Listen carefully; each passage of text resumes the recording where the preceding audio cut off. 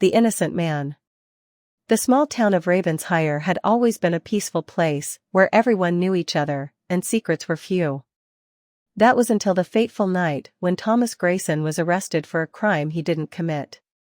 The town's once quiet streets buzzed with whispers, and people who had known him for years began to look at him with suspicion. Thomas was a humble man, a carpenter who had spent his life building homes for the people of Ravenshire. He had no enemies, no reason to harm anyone, and yet, the evidence against him seemed overwhelming.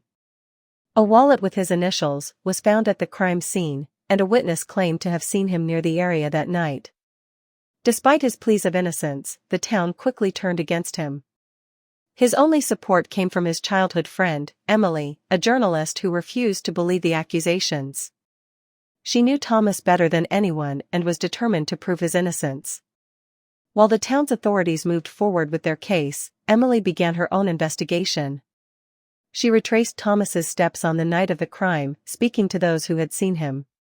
She discovered that the so-called witness had a history of false statements and had been nowhere near the crime scene when it happened. More importantly, she uncovered surveillance footage from a nearby store that showed Thomas miles away at the time of the incident. With the new evidence in hand, Emily presented her findings to the local sheriff. Reluctantly, he reopened the case. As more inconsistencies in the original investigation surfaced, the truth finally came to light. A drifter who had passed through town that night had committed the crime, and he had planted the evidence to frame Thomas. When the verdict was overturned, Thomas was released. The town, now ashamed of its hasty judgment, welcomed him back, though the scars of the ordeal remained. Emily's relentless pursuit of the truth had saved an innocent man, proving that justice, no matter how delayed, must always prevail.